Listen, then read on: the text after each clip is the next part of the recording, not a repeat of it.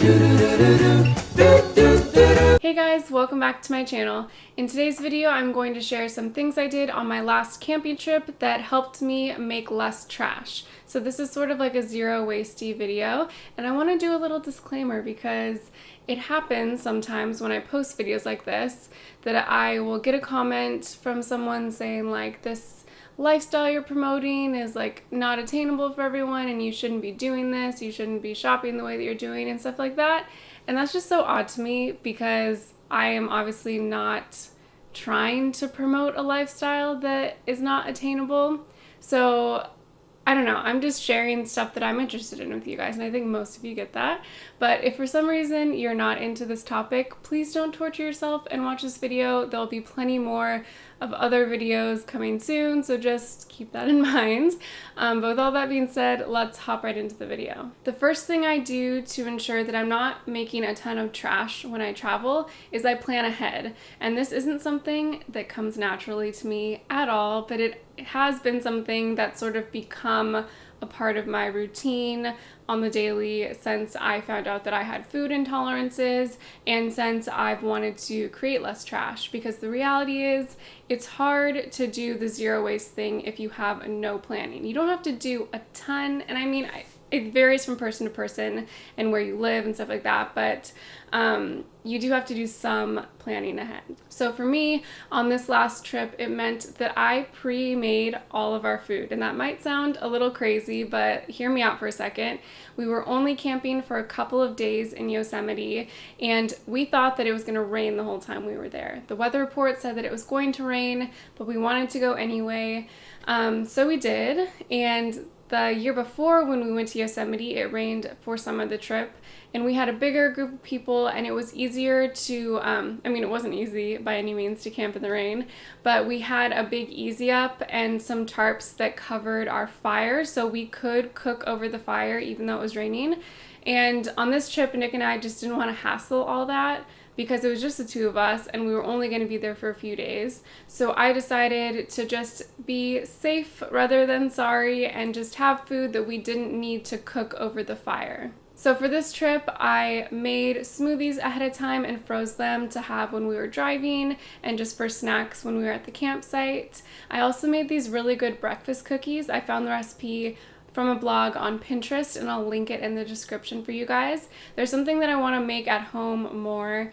They were just really good and really filling, so I loved those. For our lunches, I made this bean salad that I think I've talked about in another video before. I've made it several times since because I'm obsessed with it. It's from the blog Oh She Glows, and she has an app too that's actually really handy to use when you're cooking, but it's a garbanzo bean salad, sort of like an egg salad, obviously without the eggs. And it was really delicious to have on crackers for lunch, and then we had fruit like apples and bananas too. And then for dinner, I made a bunch of kale salad. Kale salad's really great to have when camping because it can hold up for a long time in the cooler since it's such a hearty, deep green. And then I also, would top that with things like hemp seeds and other vegetables and stuff too. And then we had some wraps as well for dinner. So all in all, our meals were really simple, but they were really filling. That's what I go for when I cook stuff or when I'm thinking about camping food. I know we're going to be out walking or hiking all day, so I want our meals to be really hearty and nourishing. And that's definitely what they were for this trip. If we were camping for more than just a couple of days, I wouldn't have been able to prep all of our meals to this degree because we just wouldn't have had room for them in our cooler. So I would have had to do things like dried lentils or maybe some bigger frozen, soups and stuff for dinner, but then maybe some things that didn't have to be refrigerated too. Again, like dried fruit and stuff that I would make over the campfire at dinner. But for this really short trip, having everything prepped ahead of time was really easy, and it ensured that we weren't going to be going to try to find packaged food, on the road, at a gas station, or wherever. So for me, other than being really attentive and aware of the food that I'm bringing and making sure that I'm super prepared with that, I always make sure that I have reusables with me. Before I was aware of all the trash I was producing or really even cared about all the trash I was producing, most of my trash was made up of disposable food items like cutlery and cups and, styrofoam food containers and stuff like that. So now I just always make sure that I have reusables with me. And this doesn't have to be new stuff or stuff that you only use for camping. On this trip, we just brought some silverware that we had from our kitchen. We also have a little picnic knife that was really useful. And then obviously dish towels that we use for napkins and, to use as like little table mats too, depending on where we're eating. Reusable water bottles are another really important one because water bottles are so wasteful and you drink so much water when you're camping and hiking. So getting a reusable one is definitely a great idea. We also brought our reusable coffee cups on this trip because we didn't think that we would be able to heat up water in the morning for coffee, so we ended up not bringing my kettle or coffee maker or anything like that, and instead we just took our coffee cups to Half Dome Village and got coffee every morning. Again, this wouldn't be something that we would do if we were staying there for a long period of time because that would definitely add up, getting coffee every morning, but we were just there for a few days, so it turned out to be a nice little treat to be able to go and walk around there and get some nice fresh coffee in the morning. So like I said, this was just a really short trip, so it made it easy to not create a lot of trash, but we did create some trash, and I wanted to share it with you guys just to show that, whatever, we're not perfect and stuff, and we do create trash still. So I have a little list of the things that we ended up throwing away after this trip, just to open up a conversation with you guys. If you guys have any suggestions on ways that I can eliminate this in the future, let me know, and I'm also going to share things that I'm going to do differently too. So the first piece of trash we created was a plastic chip bag. This actually wasn't my chip bag, it was Nick's because I can't eat these chips because they have soy in them, soy sauce, and I can't have that.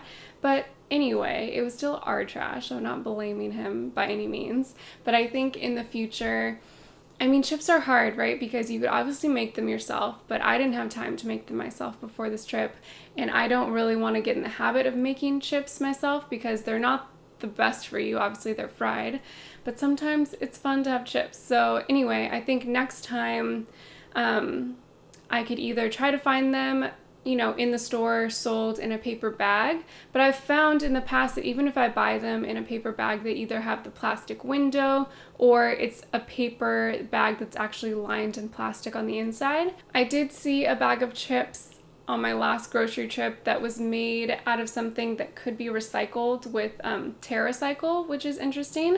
But I think the easiest thing for me to do would just be to go to some place like Chipotle where they sell bags of chips in an actual paper bag, or even go to a restaurant and just ask for chips to go, because then you'll be getting them in a paper bag instead of anything plastic. And yeah, so that's the only option that I sort of could think of. Obviously, it's the best option for creating less waste, but it's not technically the healthiest option because chips aren't the best for you. But it is what it is, I guess. The next piece of trash that we created was this little tiny Justin's peanut butter cup wrapper. It's actually aluminum, so it could technically be recycled in some areas. I've heard that some recycling plants accept aluminum foil, but it has to be completely cleaned.